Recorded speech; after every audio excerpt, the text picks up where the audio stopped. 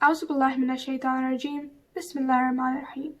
At the same time as Yazid sent Ubaydullah ibn Ziyad as his governor to Kufa to kill Hazrat Muslim and establish a reign of terror there, he sent his agents to Makkah to murder Imam Hussain during the Hajj season, in such a way that no one would suspect him of having got the Imam killed. As the pilgrimage season grew nearer, Hazrat Abdullah bin Ja'far Tayyar came to Makkah with his two sons, On and Muhammad. Imam had by this time received the message sent by Hazrat Muslim with Qais bin Mushir, and made up his mind to go to Kufa after performing the pilgrimage. Hazrat Abdullah tried to persuade Imam not to go to Kufa, as he felt that Yazid would never let Imam settle there. Imam responded that as the people of Kufa had invited him to go to them as their Imam, it was his duty to go. When Hazrat Abdullah saw that the Imam was adamant, he gave the hands of his two sons into the hand of Imam, saying, "Accept my sons in your service. One will serve you as Zainab's representative, and the other as mine." Thousands of people from everywhere poured into Makkah for Hajj. Amongst them were the assassins sent by Yazid. Imam Hussain came to learn about Yazid's plot. He did not wish the house of Allah to be turned into a battlefield.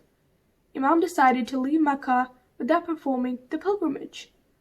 On the 8th of Zulhajj, the very day on which Hazrat Muslim was murdered in Kufa, Imam Hussein's caravan left Makkah. Our Imam's heart was filled with mixed feelings. He was sad at being forced to leave Kaaba without performing Hajj. At the same time, Hazrat Muslim had favorably reported on the situation in Kufa, so at least there would be a sanctuary for Imam there. Let us look at this caravan as it travels towards Iraq. At the head of the caravan is Hazrat Abbas, carrying the alam. Next is Imam Hussain, surrounded by all his companions. In this group, we find Qais bin Mushir. He is accompanying Imam to his hometown. How proud he would feel entering Kufa with the grandson of the Holy Prophet. He smiles at the thought. Then come the camels, carrying the mahmils or litters, in which all the ladies are.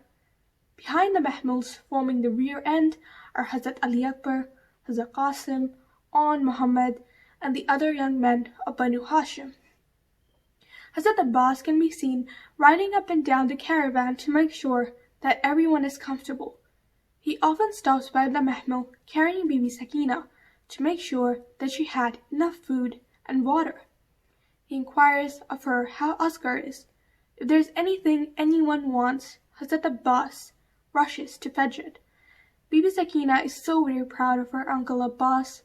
Everyone knew that Bibi Sakina was the apple of the eye of Hazrat Abbas. When any child in the caravan needed anything, he or she would tell Bibi Sakina.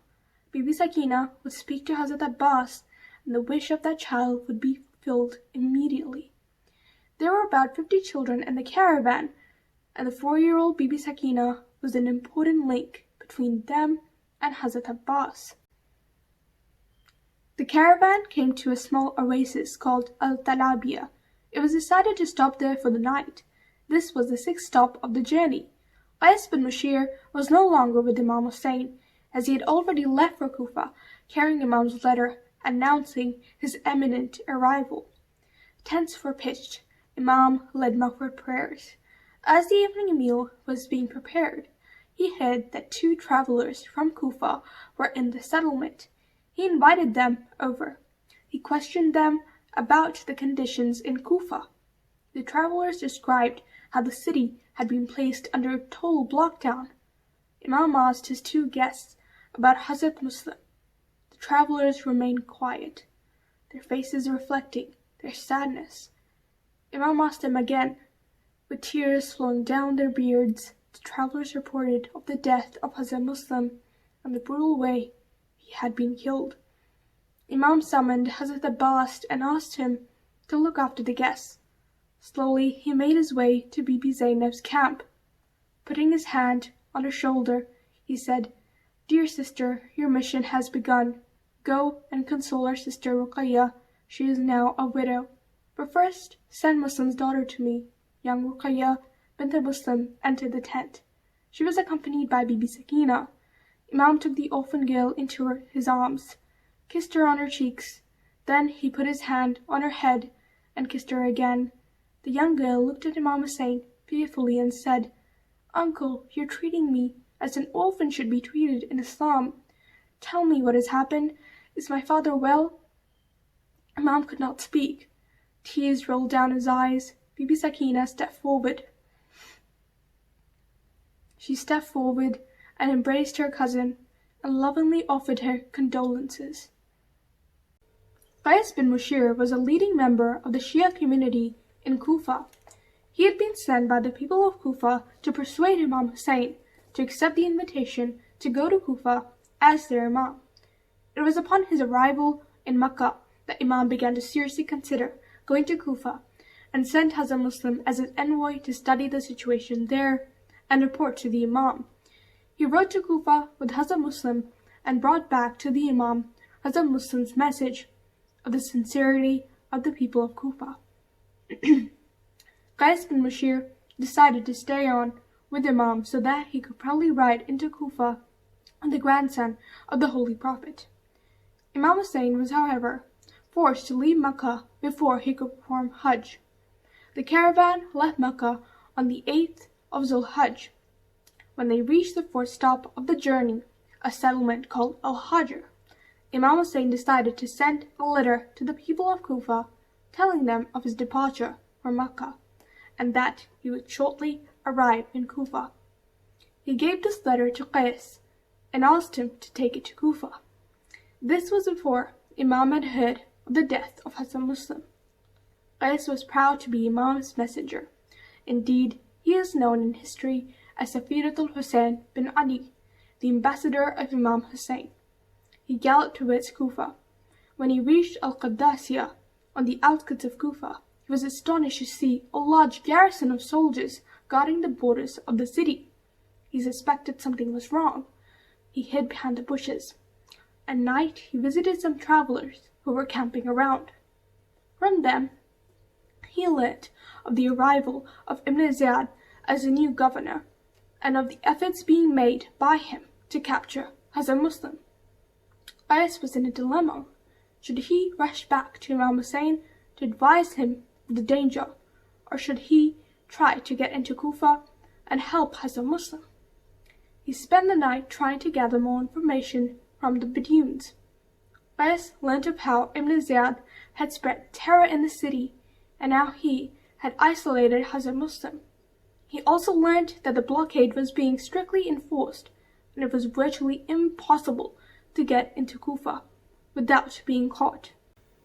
Qais was anxious to learn of how Hazrat Muslim was, but the Beduins did not know much about him.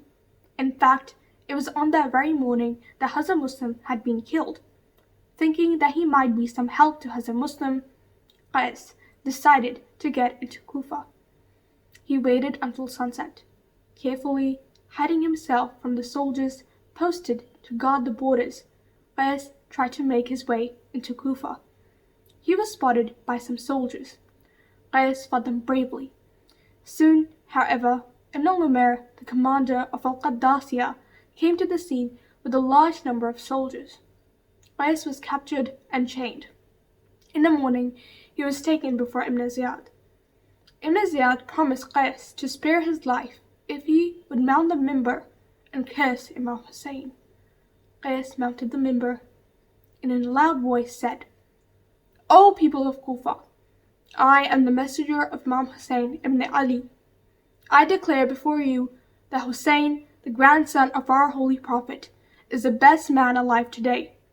Saying this, Qais looked at Ibn Ziyad defiantly.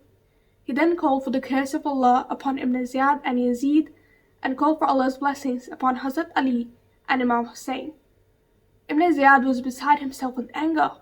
He ordered Qais to be taken to the roof of the palace and thrown to the ground. As he mounted the steps, there was a smile on his lips. As he was being pushed off the roof, Qais cried out, "My salams to you, O my master Hussain ibn Ali."